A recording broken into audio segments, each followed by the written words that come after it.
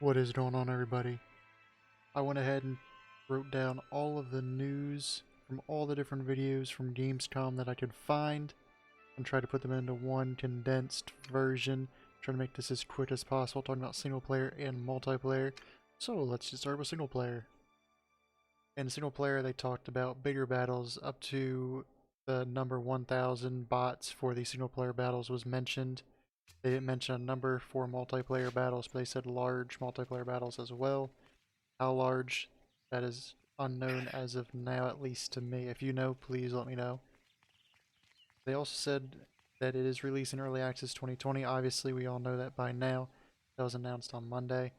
So the reason it's going to be Early Access for a little while is there are millions of different paths and possibilities in the game, and the Tale Worlds team of about 90 people can't handle, not that they can't seem to, but it's just so many possibilities for 90 people to try to handle, so they're going to let the players take care of that and are looking for player input and feedback to the game.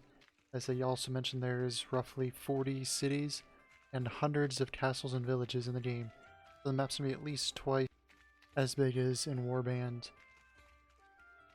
They also talked about, again, the dev blog a couple weeks ago had said this, but the clans and the option to kill off lords that you've captured and how it affects your political stance, your political power, which determines your stance with other nobles and other kingdoms as well as nobles in general. And marriage also increases the political power between you and other noble families. Then they also went into the option, you can choose this option before the game starts to do almost like a hardcore mode where if you die in the game, your player is just gone. Instead of being wounded, there's the option that there's a slight chance that your player could die and then your player is just dead. But if that happens, you can play as a family member, children, brother, sister, etc. Said the clan option not only applies to the AI but also to the player, where you can play as one of the other members of your clan in the game. They also added the option for having children. But basically the way it works is once you're married, you stand in a room basically with the spouse, and the more time you spend with them, the more likely that you will have kids. And it just kind of happens. Then they went into sieges and battles in general, and they said that the AI has commanders that you can set up or that you can put in charge before battles start or in battles.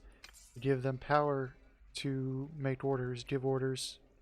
If you're sieging, they can call for ladders, call for the attack, whatever. Hold back, charge, the whole 9 yards. They also said that going into battles, you can gather different armies in your faction together and have one large battle with, instead of like following around other nobles, creating warbands in Warband of 8 or 10 nobles wandering around next to each other. This is all in one. You can choose nobles based on political power, ask them to help you, and they can come help, and you can create one large warband, and you just control everything then. Then there's also the deployment of siege machines, trebuchets, catapults, all of that. You can choose to build those before the siege starts. And then once the siege does start, in the battle overlay, you can choose where to place them to attack most effectively. So they added a lot more strategy into the game.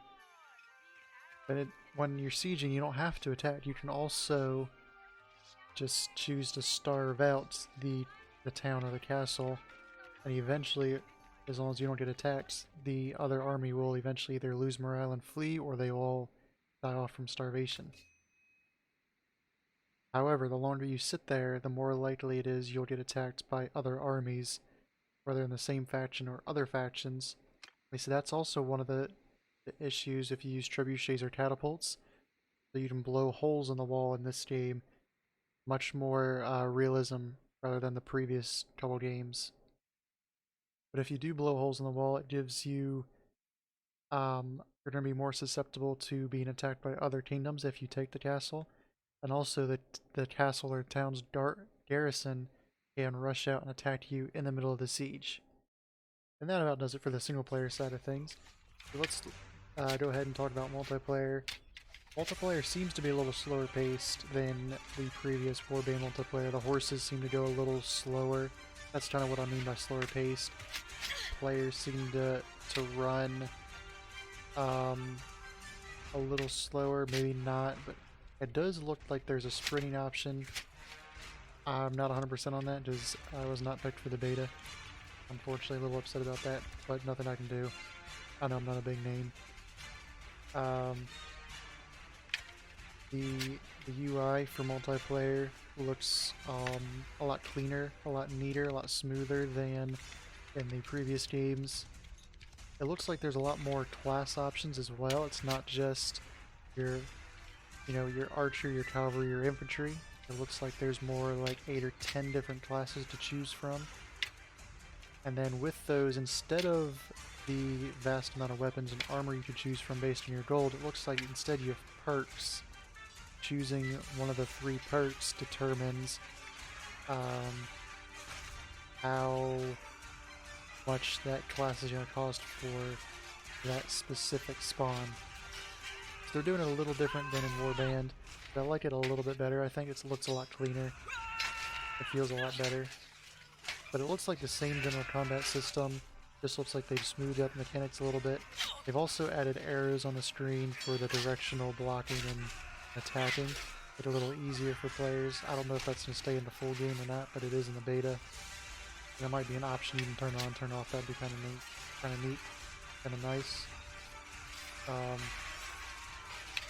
There is team killing in Bannerlord for multiplayer. You can kill your teammates. A lot like a lot of your big name medieval games that are multiplayer only right now, or even in the past couple of years, Chivalry, Mordhau, so on.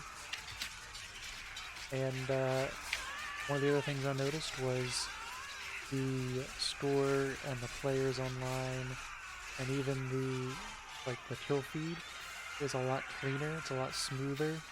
It looks a whole lot nicer. And instead of being right there on the left side, right in the middle of your screen, or if there's a lot of long names, it takes up half your screen you can't see, or it's distracting at least.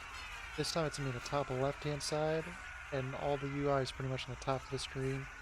The exception would be your health and ammo. And that about does it for you in the multiplayer news. And then the Gamescom interviewer ended the interview on one of the videos with "See you next year." I look forward to seeing what you have ready for next year. And the founder of Terra World said, "What, with another game?"